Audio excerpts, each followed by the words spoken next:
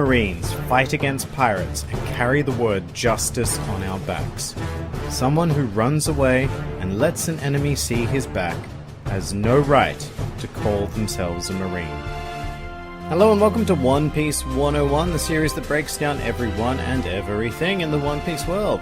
Today we're delving into one of the primary antagonists of the series, Sakazuki.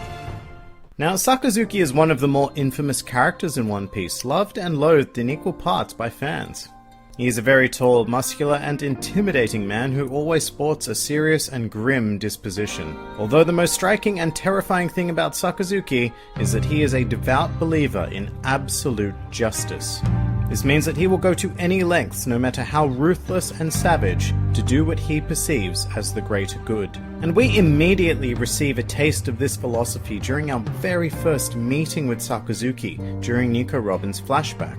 Sakazuki served as a vice admiral during the Buster Call on Ohara and ordered his troops to bombard and destroy civilian evacuation ships, just on the off chance that one of their targets had snuck aboard, effectively wiping out an entire civilization just for the purpose of insurance. But it should also be noted that Sakazuki's commitment to absolute justice does not mean absolute obedience. He's actually very well known to take matters into his own hands without orders from his superiors, and he's even argued directly with the 5 Elder Stars. At some point after the Ohara incident, Sakazuki was promoted to the rank of Admiral, a title bestowed upon 3 members of the Marines at any given time. As a result of this, Sakazuki received the epithet AKAINU. As with all admirals, this name is a combination of a color and an animal, in this case literally translating to Red Dog.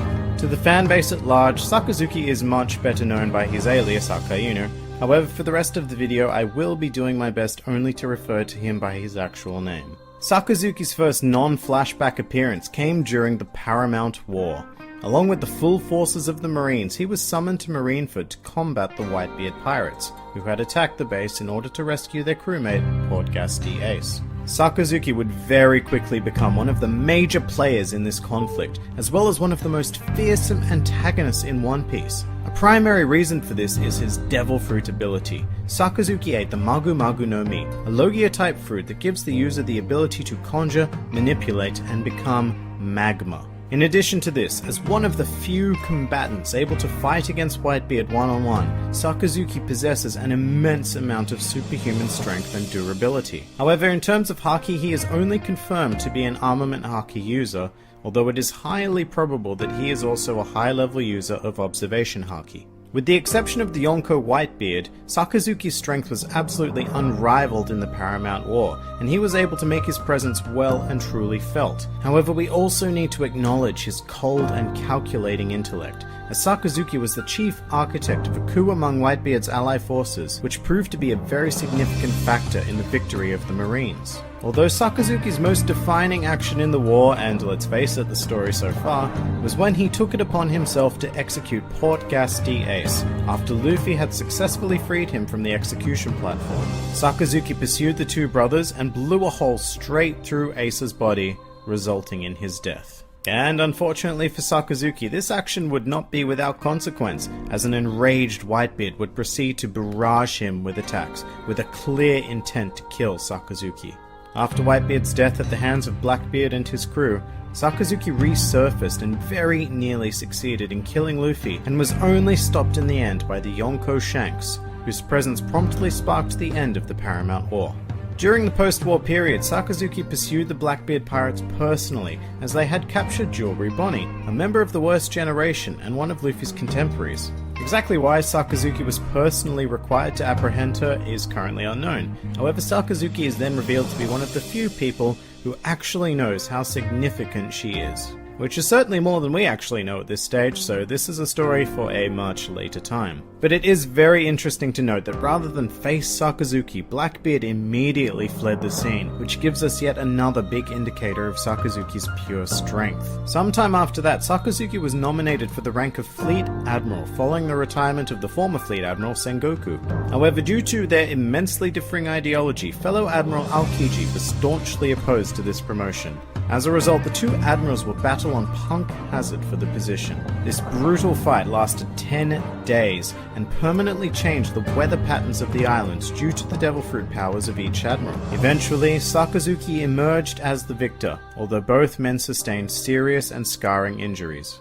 Shortly after, Sakazuki became the official fleet admiral of the Marines and instigated two major actions, the first being the relocation of the Marine headquarters into the New World, and the second being a mandatory global draft in order to bolster the ranks of the Marines. This indicates that as fleet admiral, Sakazuki intends on building a force great enough to defeat the four emperors and take the New World from their grasp. Post-time skip, Sakazuki's appearances have been few and far between. He was seen dispatching Admiral Fujitora to Dressrosa in order to deal with Luffy and Trafalgar Law, and later appeared at the end of the arc in a heated argument with Fujitora, who had followed his own sense of justice and allowed the pirates to escape.